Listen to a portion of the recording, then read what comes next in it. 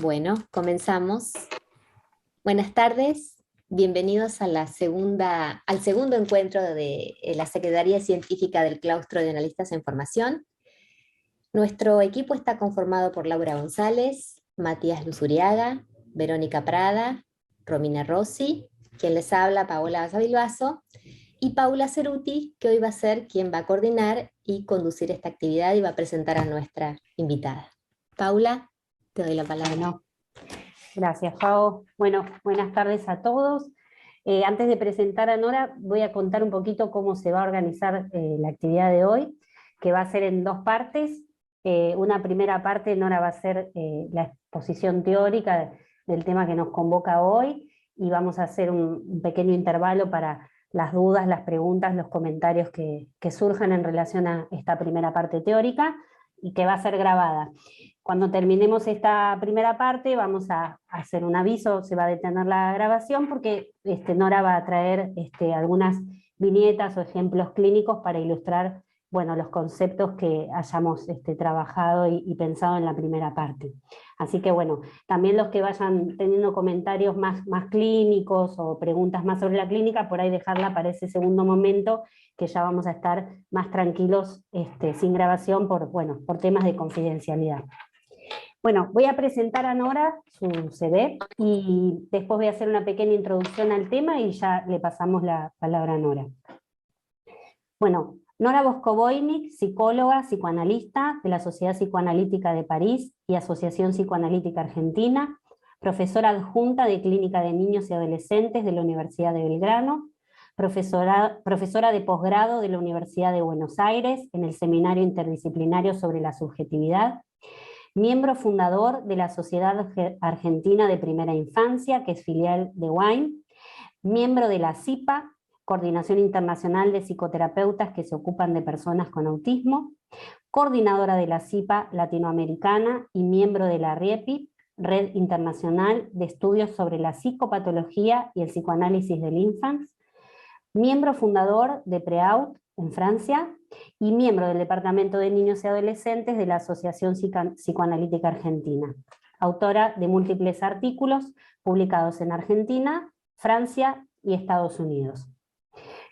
Bueno, la idea de invitar a Nora Bosco-Voynich a este espacio surge a partir de conversar entre los colegas en formación y notar que son escasas por lo general las actividades o jornadas en que se trabajan los temas que atañen a los tiempos tempranos de la constitución psíquica y sus avatares. Nos pareció interesante entonces realizar un acercamiento a esta temática, teniendo en cuenta el eje central del año vinculado al malestar, para poder conocer la perspectiva teórico-clínica que Nora viene trabajando en relación a este tiempo primordial en que el psiquismo va gestándose en relación a un otro. Freud ya señala en varias oportunidades la situación de prematurez característica del ser humano, y en Inhibición, Síntoma y Angustia dice que la existencia intrauterina parece relativamente corta en comparación con la de la mayoría de los animales. El hombre se halla más incompleto que estos cuando viene al mundo. Ello hace que la influencia del mundo exterior sea más intensa.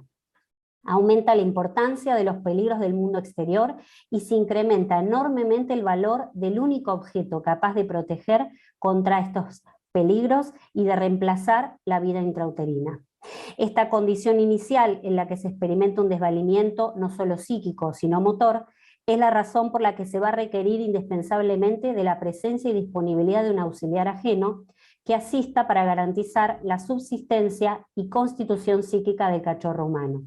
Profundizar en esta dimensión temprana, entonces, es de gran valor clínico para los analistas y el ejercicio de la clínica en general, pero en particular permite pensar cuáles son las señales de malestar que emergen en el lazo temprano y que ameritan una detección e intervención que sea oportuna para acompañar la evolución favorable de la díada y su familia.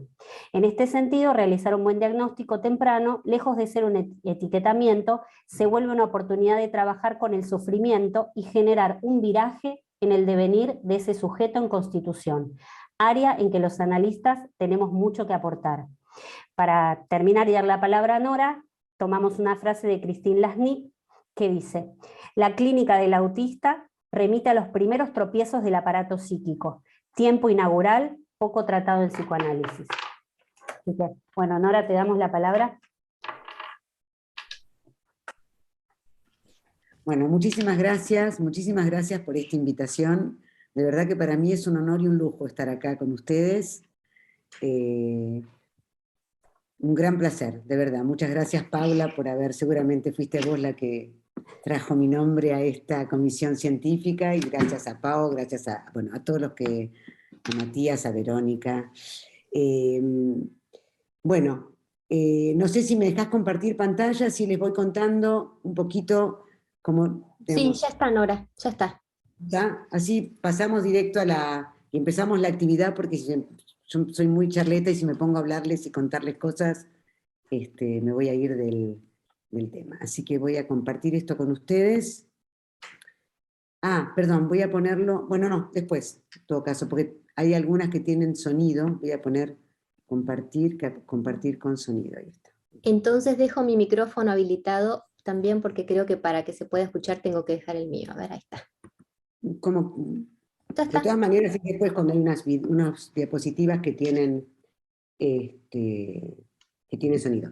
Bueno, a ver, díganme si se ve bien, díganme si prefieren que compartan, a ver, en pantalla completa. Porque Perfecto. ¿prefieren así, pantalla completa? Ay, Ahí está. ¿ahí se Sí, ve así bien? se ve muy bien, sí, sí. Sí, se ve muy Bueno, cualquier cosa me consultan. Bueno, entonces nada, mil gracias. Es un tema que a mí me gusta, me apasiona, lo trabajo desde hace muchísimos años.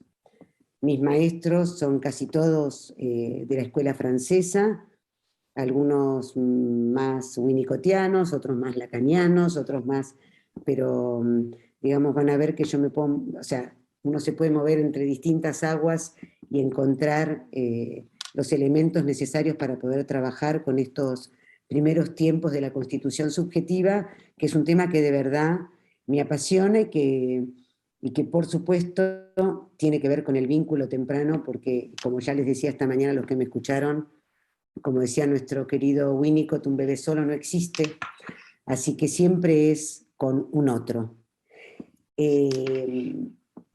Con un otro, por supuesto, en un estado de absoluta asimetría, ya que es un otro con un aparato psíquico ya constituido, y el bebé está en un momento de constitución de su aparato psíquico, ¿no? Lo que pasa es que al mismo tiempo no solo es asimétrico, sino que también es bidireccional, porque hay algo que se da, algo que viene del otro, pero algo también que viene del bebé. No sé, si nos referimos al espejo, la mirada de la mamá, como va a decir Winnicott, es un espejo donde el bebé se puede mirar, pero la mirada del bebé también es un espejo para los padres, ¿no? Y uno puede sentirse mejor o peor madre o padre según si un niñito nos mira o no nos mira, cómo nos mira, etc. Me voy a referir pero para poder ir evocando cada uno de los signos de sufrimiento temprano, de este malestar en los primeros tiempos de la constitución subjetiva, voy a tomar como tema paradigmático el autismo, primero porque es un tema que a mí me interesa particularmente, y segundo porque nos enseña mucho sobre lo esperable en el desarrollo y sobre la detección de los signos tempranos de sufrimiento, que no forzosamente son signos que nos llevan a un autismo, pero sí que nos llevan a intentar intervenir lo antes posible para no dejar que la patología se instale, ¿no? Entonces, con respecto al autismo, y después esto nos va a permitir ir entrando en los distintos temas, Bernard Goltz, que es un psicoanalista, un psiquiatra y psicoanalista francés, que no pertenece a mi sociedad, no es la Sociedad Psicoanalítica de París, sino la Asociación Psicoanalítica de Francia, que es la de Didier Anzieux, la de Laplanche y Pontalis. Él va a decir que el autismo es el fracaso más grave del acceso a la intersubjetividad. ¿Cómo él define la intersubjetividad? Es el vivir al otro como un otro, diferenciado de uno, ¿no? Que es todo un proceso de acceso a la intersubjetividad. Entonces, ¿cuáles son los pasos que nos permiten llegar de esa indiferenciación al reconocimiento del otro como un otro, ¿no? Él dice, es un día para el bebé sentir, vivir emocionalmente que uno y el otro hacen dos. es la experiencia subjetiva de una mutualidad interactiva, va a decir Bernard Goltz, como una dimensión originaria y creadora de vida psíquica. En ella se construyen el pensamiento y el lenguaje, convergen lo interpersonal y lo intrapsíquico, la sensorialidad y los afectos, ahora vamos a ir viendo estas cosas. En ella se fundan la subjetividad y la alteridad y transcurren los procesos de diferenciación y crecimiento psíquicos. ¿Cómo el cachorro humano accede a la intersubjetividad? El acceso a la intersubjetividad es, como yo les decía hace un ratito, un trabajo de diferenciación, pero no es solamente un trabajo de diferenciación, es al mismo tiempo tejer lazos con el otro. Por eso Bernard Goltz, que es psicoanalista, habla de lo que él llama la metáfora de la araña, que si les interesa este tema, hay una conferencia que él dio hace unos tiempo en APA, que yo traduje, hará, no sé, 2 o 3 años, él estuvo en Argentina, creo que, sí, no me acuerdo, y está en APA, está en el sitio web de APA, o en el YouTube, donde él habla específicamente de este tema. Entonces, la idea, él lo que nos dice es, cuando una araña está en el piso y quiere subir al techo, sube tejiendo como un hilo que le permite llegar del piso al techo, ¿no? Y cuando quiere bajar, nuevamente, no es que se tira del techo al piso, sino que va bajando por esa misma hilito que creó y que le permite ligar, entonces, estar separada del piso y ya estar en el techo, pero hay algo que la sigue uniendo, que es esa tela de araña que fue tejiendo y que le permitió subir y bajar. Por eso él utiliza esta metáfora, porque es separarse sin desgarrarse, ¿no? Generando un lazo y un vínculo. Depende de los autores, esos lazos primitivos preverbales se pueden, por ejemplo, para Lebovici son las interacciones precoces, emocionales, para Bowlby es el apego, para Daniel Stern es la regulación afectiva y lo que él llama el entonamiento afectivo, para Julia Guerra es la empatía y la imitación diálogo, y el diálogo tónico postural, para Bion son las identificaciones proyectivas normales entre la mamá y el bebé. Son distintas maneras, a mí me gusta mucho poder encontrar en las distintas teorías lo que nos sirve como para encontrar un idioma común. Creo que son distintas maneras de nombrar estos lazos preverbales, que son estos lazos que el bebé va construyendo con el otro y el otro con el bebé, y que le va a permitir muy de a poco empezar a separarse y a entrar en un lazo con un otro comprendido como un sujeto, porque en realidad, como lo dice René Roussillon, que es otro psicoanalista francés, él va a decir el reconocimiento del otro como un objeto, otro sujeto. O sea que así como vos sos un objeto para mí, yo soy un objeto para vos. Entonces vos sos un objeto, otro sujeto. Así lo llama Roussillon. Entonces todos estos lazos primitivos tienen que poder instalarse para que algún día pueda aparecer el lenguaje, ¿no?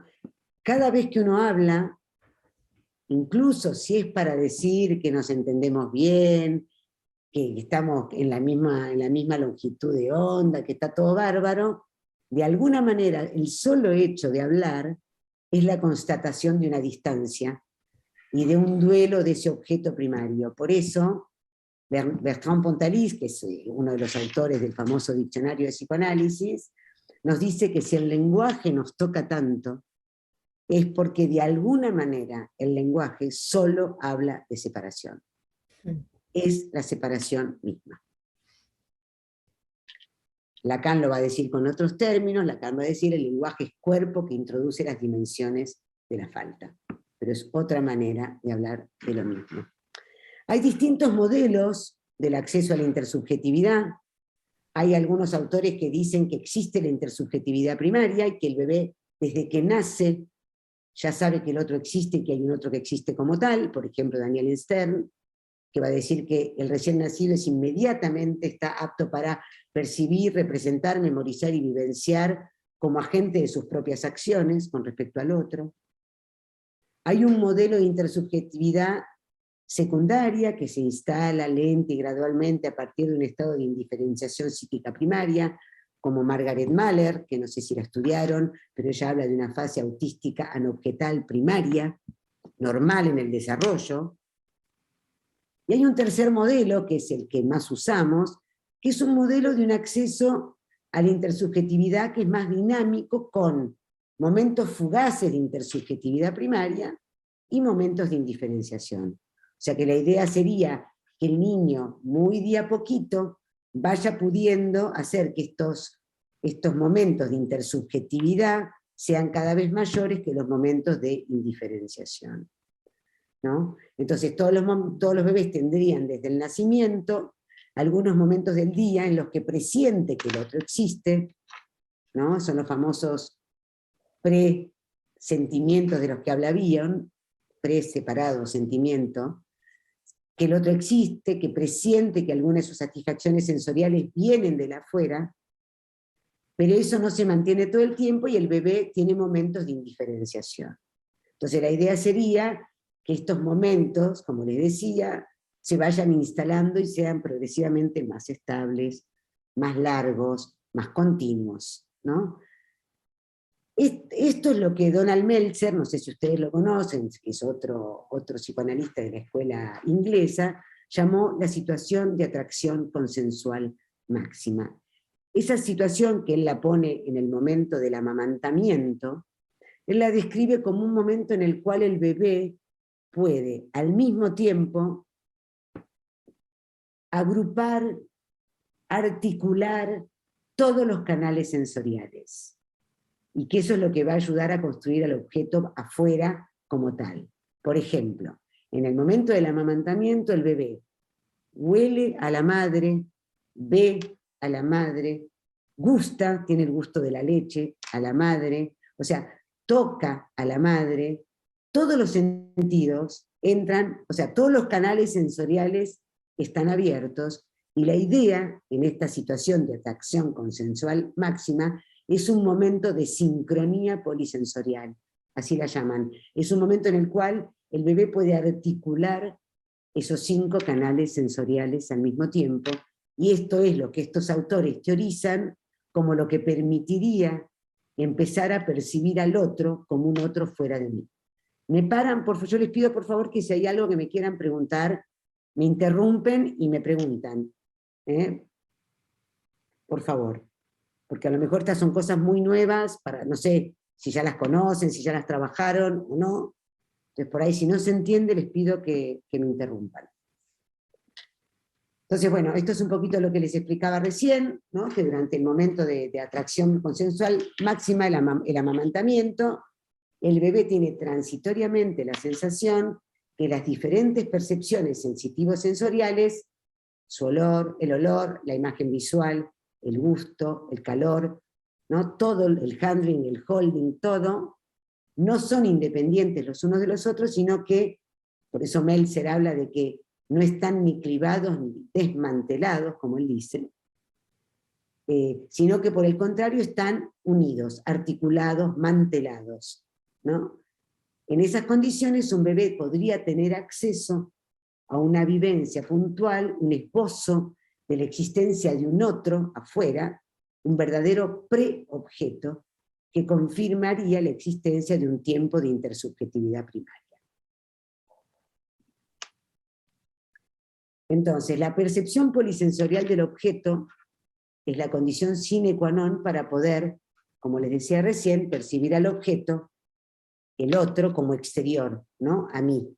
Entonces, de amamantamiento en amamantamiento, el bebé va a trabajar esta oscilación entre mantelamiento y desmantelamiento, para utilizar una terminología meltzeriana, para finalmente lograr prevalecer el mantelamiento y por ende el acceso a la intersubjetividad.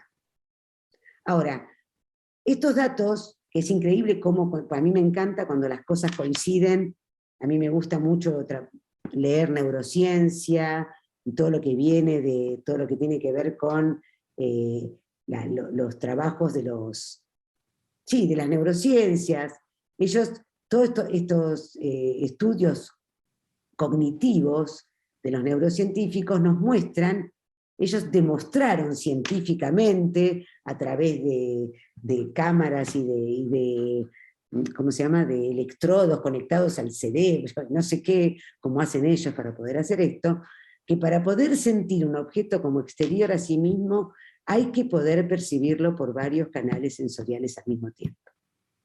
O sea que, esto que Meltzer había dicho hace muchos años de la escuela inglesa, hoy está confirmado por las neurociencias, ¿no?, científicamente confirmado, y lo que se está confirmando también es que un niño autista no consigue percibir al objeto, articular los distintos canales sensoriales, y lo evita, por ejemplo, a través de las estereotipias.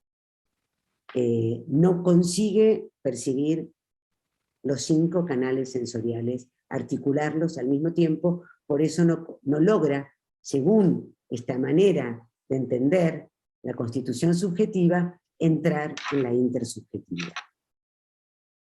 Actualmente una de las hipótesis más importantes es que el niño autista no logra establecer una polisensorialidad sincrónica, no logra articular, comodelar los distintos flujos sensoriales provenientes del otro, ya sea animado o inanimado, y como resultado no logra percibirlo como externo a sí mismo.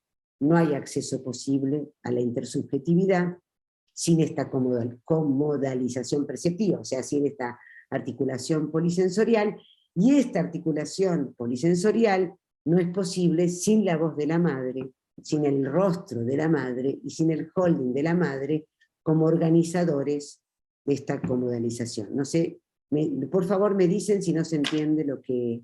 Me interrumpen, por favor, ¿eh? Sí, sí. Otra mirada es la de María Cristina Lasnik, que fue otra maestra mía con la que yo trabajé mucho y sigo trabajando con ella, hoy a distancia, con la que hicimos una investigación con esta asociación que se llamó PREO, que es Prevención Autismo, y que es un juego de palabras, y que si leyeron el artículo que yo publiqué en la revista de la Asociación Psicoanalítica Argentina, la revista de psicoanálisis, que se llama, bueno, no me acuerdo ahora, que la pulsión puede ayudarnos a entender el autismo temprano, y yo doy un caso al final del artículo doy un caso clínico, que es el caso clínico con el que yo en ese momento supervisaba con las NIC, y a través del cual pudimos armar la hipótesis de estos 2 signos, y armamos una investigación en el cual se incluyeron 15.000 bebés, ¿no?, con esta investigación. Estos 2 signos que ella trabajó, y ahora se los voy a explicar, de una posible evolución hacia un trastorno severo de la comunicación, es la ausencia de mirada y la falla en el circuito completo de la pulsión. Ahora vamos a hablar de estos 2 signos. Primero, la mirada.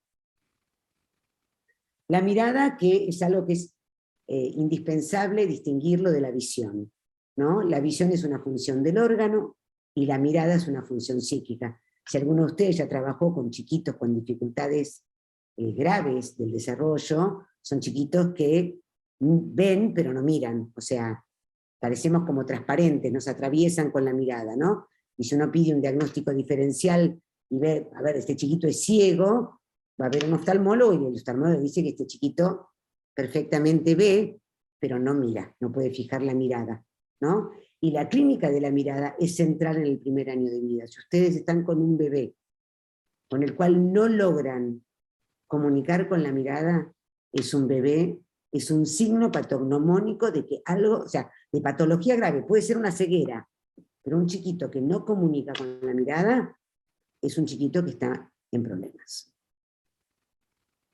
Porque además de la mirada también depende el acceso a lo especular, o sea, al estadio del espejo, ¿no?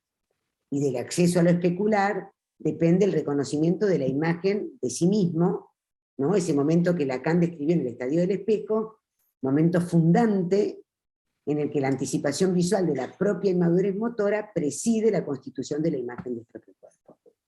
No sé si pudieron estudiar ya el estadio del espejo, ¿no? Pero el conjunto de las llamadas adquisiciones del desarrollo psicomotor depende de alguna manera de la imagen del cuerpo. Es decir, es una construcción psíquica. ¿Se acuerdan del estadio del espejo o necesitan que lo hablemos un momento antes de pasar a la pulsión? Díganme, no tengo problema en... ¿No? Si alguien necesita, que pueda decir. ¿Se acuerdan todos del estadio del espejo? ¿Cómo lo trabaja Lacan y cómo lo trabaja Winnicott? ¿Se acuerdan más o menos? Díganme, si no, yo se los cuento, y si no, pasamos directamente a la pulsión. Sí, Nora, sí, yo creería que sí, que nociones básicas por lo menos Sí. tenemos. ¿Se acuerdan? Dos cosas rápidamente. Winnicott tiene un escrito que se llama El rol de la mirada de la madre, no me acuerdo ahora exactamente, que está en Realidad y Juego, donde él explica que un bebé cuando se mira en los ojos de la madre se ve a sí mismo. Y él ahí tiene una intuición clínica increíble cuando dice, si la mirada de la madre no le devuelve al bebé lo que él mismo da, o sea, cuando la mirada de la madre, por ejemplo, solo refleja su depresión o su problemática interna o su resistencia, para ponerle palabras, él va a decir, tendría que buscar la citación exacta, pero es maravillosa, él dice, se perfila un caos, y entonces, habla de ahí de angustias catastróficas, y dice, y el espejo se convierte en un objeto en el cual, o sea, un objeto al cual uno puede mirar, pero no un objeto en el cual uno puede mirarse. Y si alguno de ustedes trabaja con chiquitos que tienen algún tipo de trastorno del espectro autista, van a ver que son chiquitos que pueden pasar delante del espejo y no pasa nada, no refleja nada, es realmente un objeto que no refleja nada. Lacan lo va a situar a los 6-9 meses, y es ese momento de júbilo donde el bebé, gracias al otro que lo porta, es como si pudiera decirse, ese que está ahí soy yo. Entonces, Lacan lo muestra como el momento en el que aparece, en el que se funda por primera vez el yo, que es y una unidad corporal del cuerpo, cuando en realidad todavía el cuerpo está fragmentado, ¿no? Entonces es como una anticipación, y es donde él habla de los famosos conceptos de alienación, separación, porque uno queda como alienado en esa imagen, que es una imagen que nos viene del otro. ¿Se acuerdan más o menos? Entonces el tema del primer signo, que es el de la mirada, es que para que pueda constituirse el estadio del espejo, que es algo que no se llega a dar en el autismo o en los trastornos del espectro autista, es una de las hipótesis, tiene que existir esa mirada fundadora del otro, que los lacanianos lo pondrían con una A mayúscula, porque A, digamos, otro en francés se escribe con A, autre, simplemente por eso. El otro día escuchaba a alguien por qué le ponían gran A en vez de gran O, y simplemente porque otro se escribe con A en francés, nada más, que nos viene del otro. Si esa mirada, de la que habló Winnicott en realidad, no existe al principio, no se puede constituir el estadio del espejo. El estadio del espejo es un momento fundamental, porque además es un momento, como ustedes saben, donde lo que sucede también es la constitución del narcisismo, tiene que ver con el narcisismo, tiene que ver con el autoerotismo, o sea, hay un montón de cosas que se dan en ese proceso entre esta mirada fundadora del otro y el momento del estadio del espejo, ¿no? Donde la mamá ve, como dice Freud en Introducción al Narcisismo, el bebé coronado, su majestad del bebé, ¿no? Si ustedes se acuerdan, el espejo cóncavo, que es el armado del florero con las flores, o sea, de un objeto real, con una imagen real, que son las flores, uno podría decir, bueno, el cuerpo del bebé es el florero, que es un puro organismo, y las flores son la corona que le ponen los padres cuando dicen, ay, sos el más divino de la tierra, sos lo más, vas a ser, no sé, el futuro Maradona, vas a jugar al fútbol, o van a hacer esto y lo, ¿no? Esta cosa, esta proyección del propio narcisismo, de los propios ideales, que lo coronan al bebé como su majestad del bebé. Eso es lo que sucede en el estadio del espejo. ¿Ok? Más o menos. Eso tiene que ver con lo que no se daría en este en los niñitos con futuros trastornos del espectro autista con respecto a la mirada, ¿no? Entonces no se arma la mirada. Con respecto a la pulsión, que ahora van a ver que de alguna manera tiene que ver con lo mismo, estoy acá, lo que trabajamos sobre todo con este caso, que está ahí en este artículo, que después si quieren se los paso, porque no me acuerdo si les pasé bibliografía. Yo no sé si ustedes se acuerdan, pero Freud, en Pulsiones y sus destinos, él va a decir que la pulsión se desarrolla en 3 tiempos. Un tiempo activo, que si lo tomamos en la pulsión oral, sería que el bebé va hacia la teta y se alimenta, entonces es como, el tiempo del comer. Un segundo tiempo que sería reflexivo, que es cuando el bebé se mete el dedo en la boca, o un chupete, y es el tiempo del comerse, que Freud lo llama autoerótico, pero en realidad ahora van a ver que es autoerótico después. Y un tercer tiempo, que Freud lo llama pasivo, que es el tiempo que completa la satisfacción pulsional, que es cuando el bebé se hace objeto del placer del otro. Ese tiempo, cuando Lacan lo retoma en el seminario 11, que es el seminario de los 4 conceptos, va a decir que es un tiempo absolutamente activo, y no pasivo, o digamos, pasivamente activo o activamente pasivo, no sé cómo lo dice él, es el tiempo del hacerse, o sea, yo me hago comer por el otro. Entonces, el primer tiempo sería yo como, el segundo tiempo es yo me como, y el tercer tiempo es yo me hago comer. En ese tercer tiempo es cuando el otro entra en el circuito. Por eso no sé si se acuerdan o si lo estudiaron, en ese escrito de las Pulsiones y destinos de pulsión, es uno de los pocos escritos donde Freud habla de sujeto. Él va a decir que en ese tercer tiempo se constituye un nuevo sujeto. Es raro porque Freud raramente utiliza la palabra sujeto en sus escritos, es uno de los pocos, y Lacan va a decir que ese nuevo sujeto es el sujeto del inconsciente. Y va a decir que hasta ese momento la pulsión es acéfala y nos viene del otro. Entonces, este tiempo del hacerse es el tiempo en que el otro entra en el circuito. ¿Cómo me como, cómo me como, cómo me como? Si nos quedamos entre el primero y el segundo tiempo, no hay otro en el circuito. Tiene que suceder el tercer tiempo para que el otro entre en el circuito. Por eso, lo que Blasnik en ese momento teorizó es que ese segundo tiempo, que Freud lo llama autoerótico, solo va a ser autoerótico una vez que el tercer tiempo se instala. Esto es como un circuito, de hecho Lacan va a decir que la pulsión solo se satisface en el circuito, ¿no? En el movimiento del circuito de cómo me como, me hago comer, cómo me como, me hago comer, está la satisfacción, que después, digamos, Freud, ustedes se acuerdan cómo él lo desarrolla con el sadismo masoquismo, me pego, me hago pegar, en el voyerismo, exhibicionismo, me miro, me hago mirar, ¿no? Bueno, la satisfacción para Lacan se da en el recorrido que hace la pulsión de este circuito. Ahora, ese recorrido tiene que tener los 3 tiempos, para que el segundo sea autoerótico.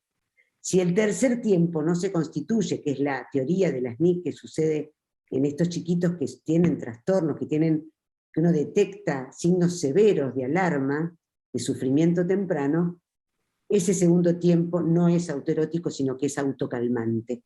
Y son chiquitos que tienen estereotipias o movimientos que no son autoeróticos, son autocalmantes.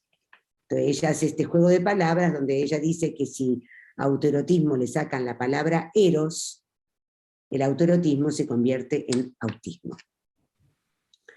Entonces la observación más valiosa que ella hizo, y que surge de la supervisión de esta chiquita de 5 años que yo tuve de mirar videos familiares de los bebés que más tarde desarrollaron una patología del espectro autista, les cuento que esta es una manera en la que trabajamos, y yo sigo trabajando, que es que cuando yo recibo chiquitos con estas dificultades, le pido a los papás que me den videos de cuando este nene era más chiquitito, porque nos permite ver qué pasó, ¿no? Y ahora les voy a mostrar yo unos videos a ustedes.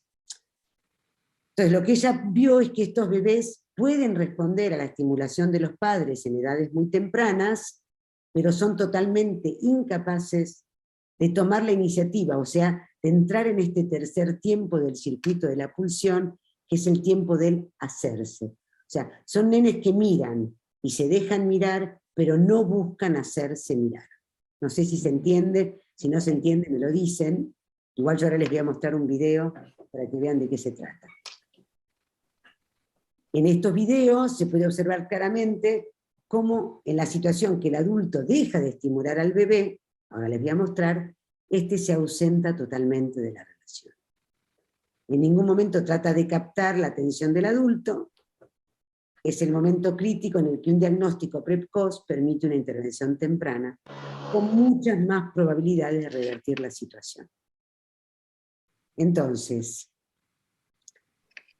para terminar y antes de pasar a la parte más clínica, un tema muy importante también en estos tiempos tempranos de la constitución subjetiva, es que además, yo no sé si ustedes leyeron, pero cuando Lacan trabaja el tema de la pulsión en los 4 conceptos, en el seminario 11, él a las pulsiones parciales de Freud, ¿no? La anal, la oral, la fálica, él agrega 2 pulsiones, que son fundamentales para la clínica temprana. La pulsión escópica, ¿no? Y la pulsión invocante. O sea, lo que tiene que ver con la mirada y lo que tiene que ver con la voz. No sé si lo trabajaron alguna vez, si no me paran y les cuento un poquito. Pero, bueno, las investigaciones en psicolingüística constataron en todos los recién nacidos, y esto les aseguro que hay cualquier cantidad de investigaciones en todos los idiomas del mundo, en japonés, en chino, en brasilero, o sea, portugués, en español, que todos los bebés tienen una apetencia muy particular por un tipo de lenguaje, que es el lenguaje que usan las madres. Los adultos, madre para decirlo fácil, adultos que se ocupan de los bebés. ¿Cómo es ese idioma que en inglés lo llaman el madrés, en español lo llaman el maternés, en Francia lo llaman el mamanés, no sé cómo lo llamarán en chino o en japonés o en, no sé, en griego, pero es un idioma que tiene unas características muy específicas, gramaticales, de puntuación, de prosodia, son agudos muy, muy particulares.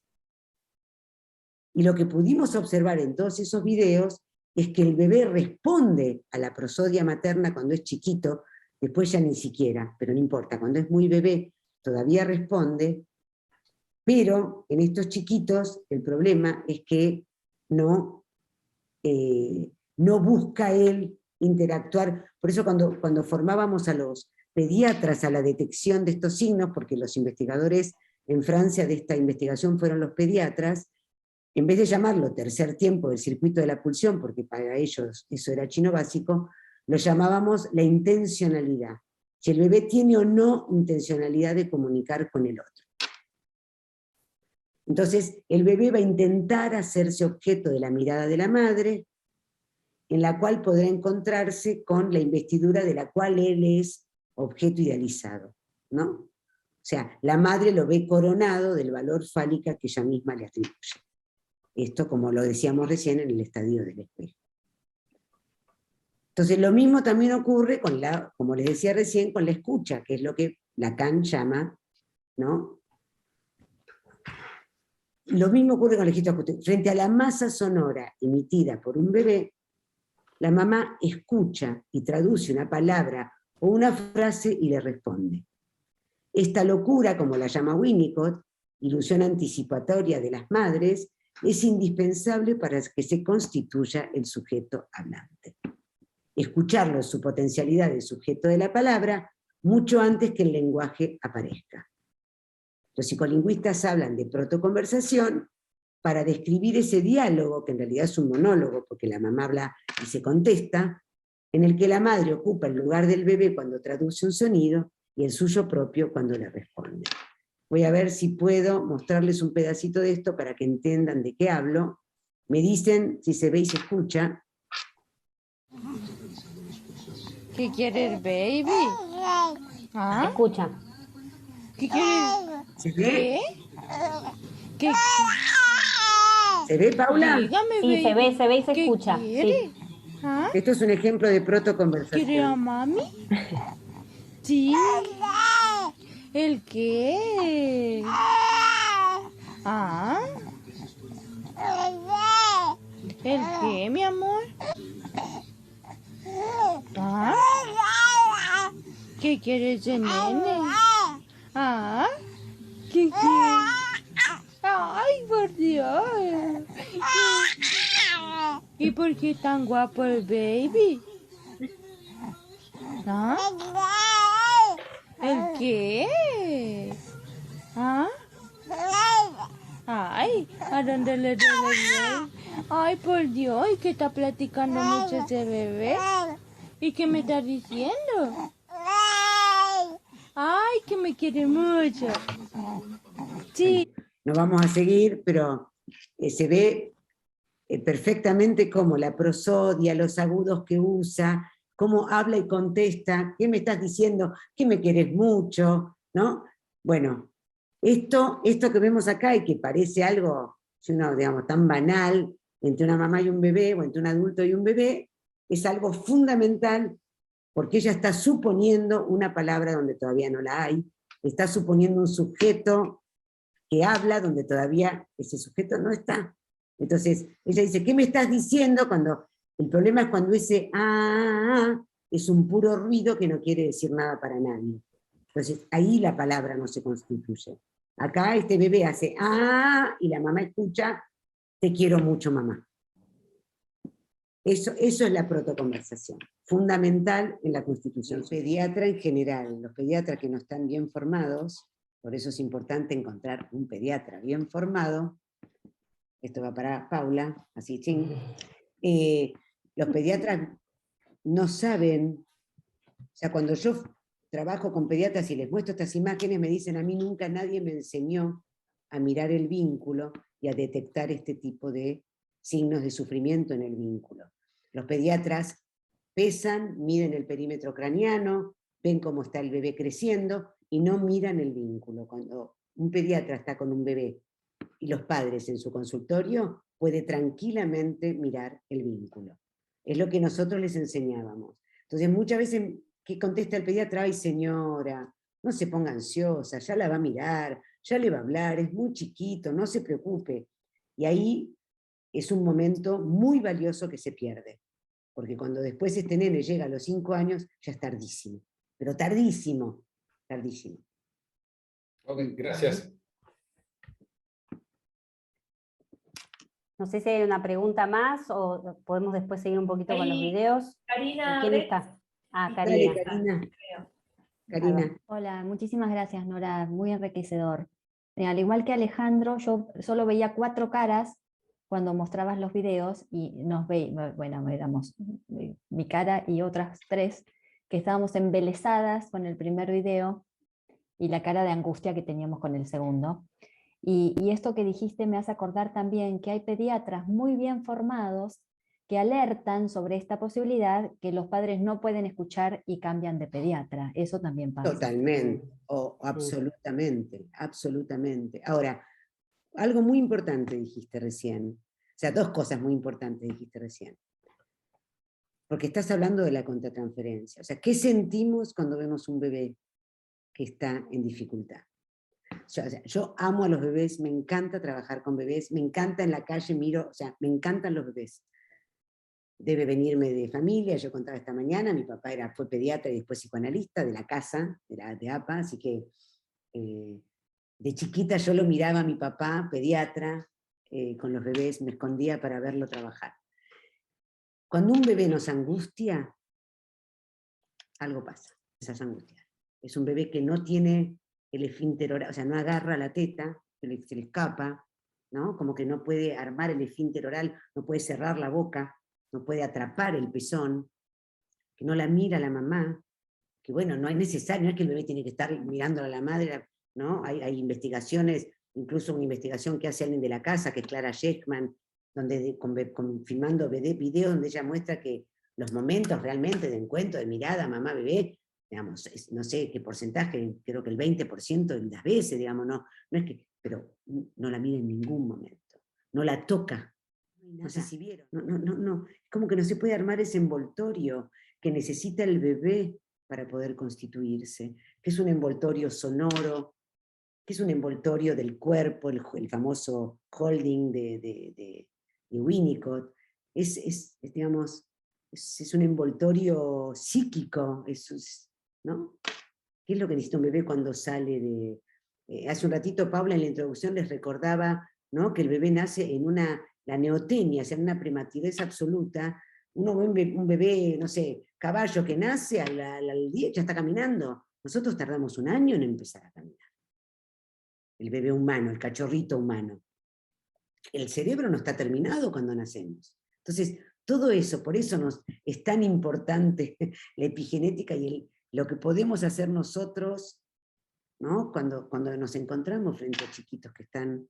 Yo les puedo contar una experiencia, o sea, ojo que no siempre es autismo.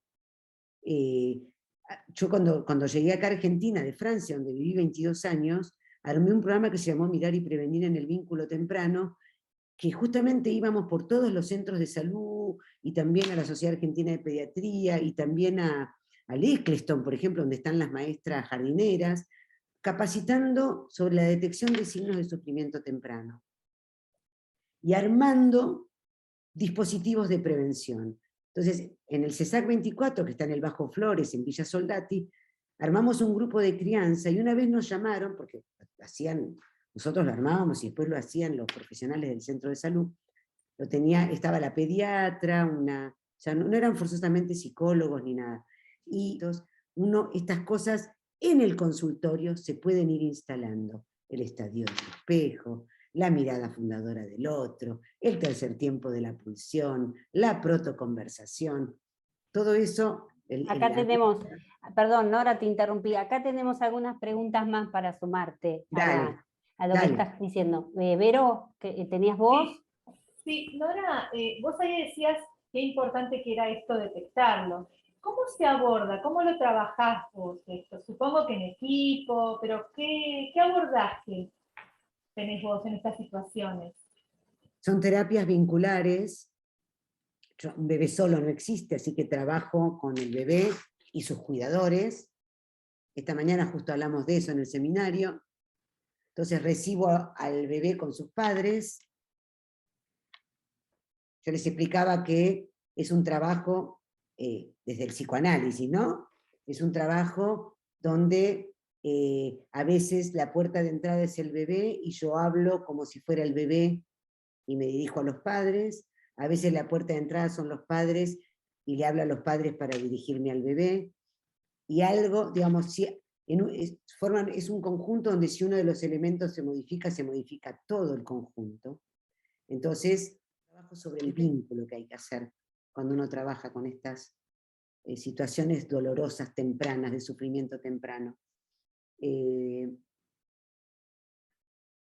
Cuando me piden un diagnóstico, yo no diagnostico, yo detecto, yo digo que hay situaciones de sufrimiento, que el diagnóstico que yo puedo hacer, si quieren un diagnóstico, es un trastorno en la comunicación, hay algo que no se está armando como uno espera, pero yo apuesto a que eso va a ser así, y se va a dar, yo apuesto que ahí hay un sujeto, que a diferencia de lo que uno hace en un análisis clásico, por ejemplo, de, digamos, interpretar al sujeto del inconsciente, que está ahí con uno en el diván, enfrente de uno, en el frente a frente del adulto, es hacer que ese sujeto del inconsciente advenga, es hacer advenir a ese sujeto del inconsciente en ese bebé.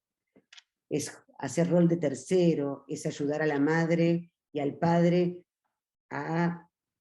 no sé, a que accedan a la protoconversación, a la ilusión anticipadora de la que habla Winnicott, a la locura materna, a que cuando el bebé hace ellos puedan escuchar ahí a un sujeto que habla y que nos está diciendo cosas. muchas veces los bebés hacen ah, y los papás dicen ah, no dice nada. ¿Qué es ah? ¿No? Entonces, uno ayuda a que sea ah, devenga palabra. No, a Acá, veces, Nora, tenemos un par de preguntitas más dale, para agregar. dale. No sé quién estaba primero, Alejandro o Cristian, de los que veo acá en pantalla. Cualquiera de los dos. ¿Quieres ir, Ale? Dale, Cristian, dale. Que justo levanté la mano cuando empezó a decir algo de lo que quería preguntarle, porque yo eh, de asistir por ahí a actividades donde se habla del autismo, de espectro autista, etcétera, etcétera. Incluso me acuerdo, no era hace muchos años, en una jornada de psicoanálisis y educación que vos presentaste un documental, creo que eran unos chicos rumanos, que todavía me lo acuerdo por lo tremendo que eran esas imágenes.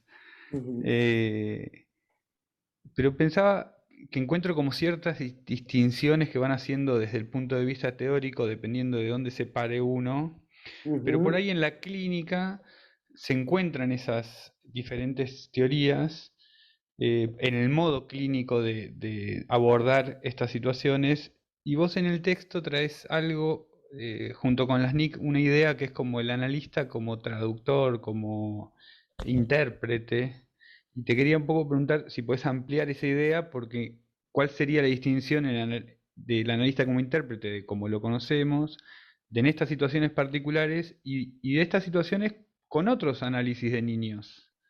¿Cuál pensás vos que es la distinción? Claro, intérprete de las proyecciones de los padres, pero con respecto al bebé, porque por eso la situación del analista en estos casos es una situación muy especial, porque cuando vos estás con niños, no estás con los padres. Por ahí los padres los ves, tenés entrevistas con padres, las primeras entrevistas, pero no son terapias vinculares.